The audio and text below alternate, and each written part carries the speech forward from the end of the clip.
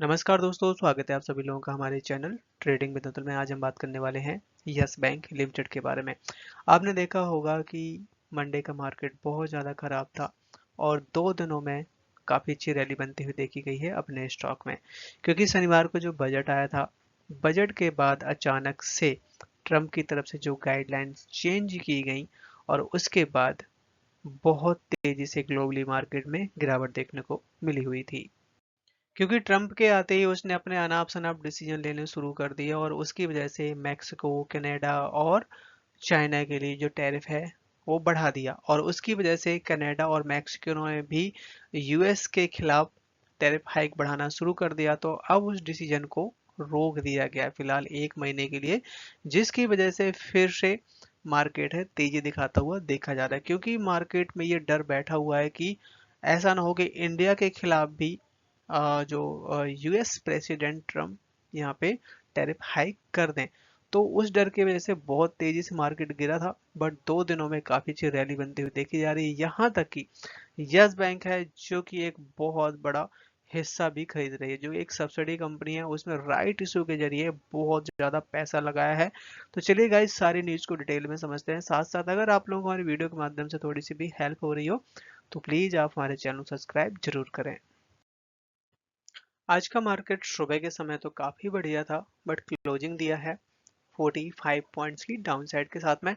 Bank Nifty है जो कि 185 की बड़ी तेजी, आईटी में 28 पॉइंट और सबसे ज्यादा जो भागा है आज के दिन स्मॉल कैप का इंडेक्स 700 पॉइंट्स की बड़ी तेजी।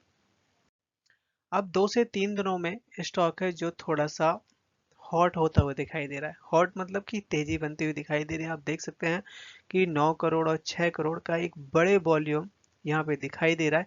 और आई थिंक अगर 20 रुपए के ऊपर निकलता है तो स्टॉक पहले वाले लेवल है जो कि 22-23 इस रेंज में भी जा सकता है।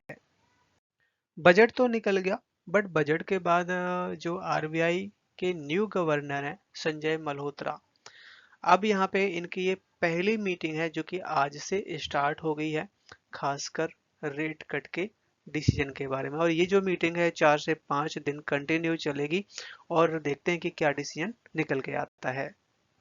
क्योंकि लगभग 2023 से अगर यहाँ पे नोटिस किया जाए तो 6.5% है जो कि यहाँ पे रेपो रेट बना हुआ है, जो कि चेंज नहीं हुआ और इस समय 2025 आ चुका है।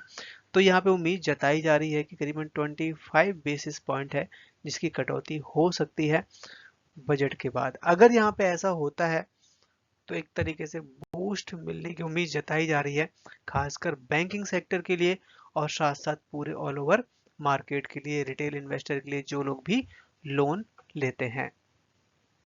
इसके साथ साथ एक और भी बहुत बड़ी गुड न्यूज आती हुई देखी जा रही है। जैसे कि हम सब जानते हैं कि इस समय बैंकों की सबसे बड़ी हालत क्या है, कि उनकी जो डिपॉजिट है वो कम हो रही है। और उसके पीछे का बहुत बड़ा रीजन है कि लोग अब म्यूचुअल फंड और शेयर मार्केट में जा इन्वेस्ट करते हुए देखे जा रहे हैं, ना कि बैंकों में पैसा रखना। इस समय बताया जा रहा है कि 40,000 करोड़ से लेके 45,000 करोड़ का यहाँ पे डिपॉजिट बढ़ता हुआ दिखाई दे सकता है, खासकर बैंकों में, क्योंकि जो बजट में डिसीजन लिया गया है। क्योंकि आपने देखा होगा कि अपनी जो फाइनेंशियल मिनिस्टर निर्मला सीतारमन जी की तरफ से जिनका सैलरी 12 लाख के नीचे है, ऑलमोस्ट उनका टैक्स जीरो कर दिया गया है। तो वो उनका सीधा सीधा काफी बड़ा अमाउंट है जो कि उनका बचेगा और वो लोग या तो अपना बैंक में रखेंगे, मतलब कुछ तो इम्पैक्ट पड़ेगा। अपने इंडिया में बहुत सारे ऐसे लोग हैं जिनकी सैलरी मतलब 12 लाख के अंडर अंडर में है। तो उसका इम्पैक्ट जो हम अंदाजा लगा रहे हैं 40,000 करोड़ से 45,000 करोड़ का, जो बैंकों की डिपॉजिट में इंक्रीज हो सकता है।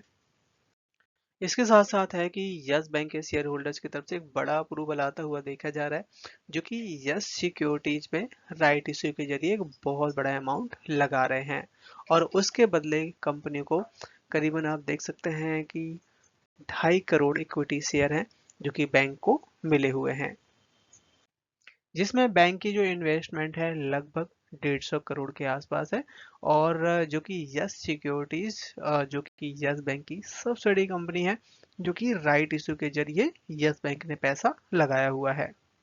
यहाँ पे यस बैंक को जो कि करीबन 49.28 पर शेयर के हिसाब से 2.5 करोड़ इक्विटी शेयर हैं जो कि बैंक के खाते में आ गए हैं, और उस शेयर की जो फेस वैल्यू है 10 रुपये पर शेयर है।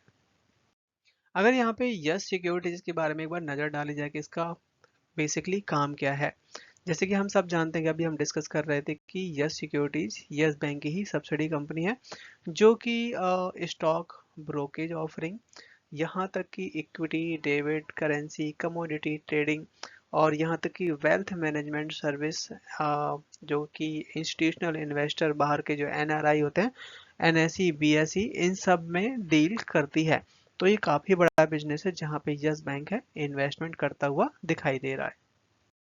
रिसेंटली यस बैंक की मैनेजमेंट की तरफ से दो बड़ी पार्टनरशिप करी गई हैं, एक तो मोबिक्यू के साथ में, दूसरी क्रेड के साथ में, और ये दोनों को दोनों अप्रूवल मिले हैं आरबीआई की तरफ से, जिसमें सीबीडीसी ई रुपए वॉलेट है जो कि लॉन्च किया गया है। यस बैंक है जो कि recently AI enabled super app jump launch कर चुका है जो कि फिनवर्सिया पार्टनर्स के साथ में। आज के दिन स्टॉक ने हाई बनाया 19.50 का, लो बनाया 19.07 का, क्लोजिंग डेट 19.42 पे 2% तक की बड़ी तेजी बनती हुई देखी गई।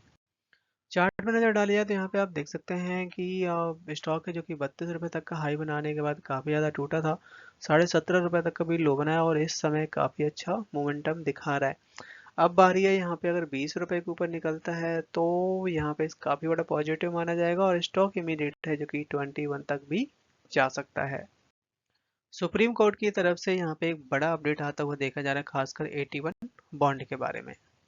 सुप्रीम कोर्ट है जो कि आज के दिन डिसीजन लेती हुई देखी गई है कि जो भी 81 बॉन्ड का जो केस है उसको ट्रांसफ़र कर दिया गया है। इसके लिए एक नए बैच बनाया जाएगा, जो भी जज यहाँ पे शामिल होंगे वो यहाँ पे डिसीजन लेंगे, क्योंकि बॉम्बे हाई कोर्ट की तरफ से यस बैंक को पहले ही यहाँ पे बोला गया है कि जो भी अमाउंट है, इंटरेस्ट है, उसको पे किया जाना चाहिए, क्योंकि जो भी हाई कोर्ट की तरफ से डिसीजन आया है उस पे ये लोग डिस्कस नहीं करने वाले, इनका कहना ये है, और इसीलिए ये केस ट्रांसफर किया जा रहा है न्यू बेंच में।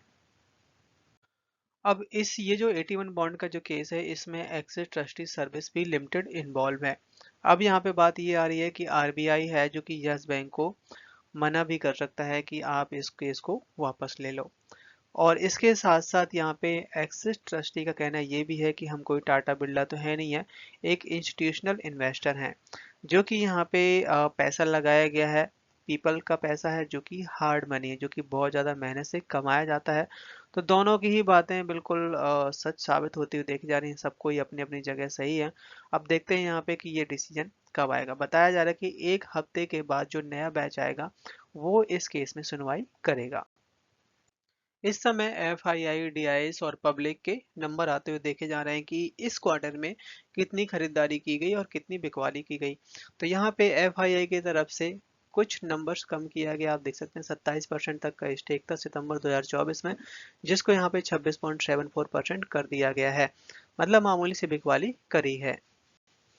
इसके साथ साथ डीआईएस की तरफ से कुछ खरीदारी करी गई है, 38.41% तक का स्टेक था सितंबर 2024 में, जो कि 38.85% कर दिया गया है, मतलब कि एफआईआई की तरफ से जितनी बिकवाली की गई डीआईएस ने उससे भी ज़्यादा खरीदारी करी है।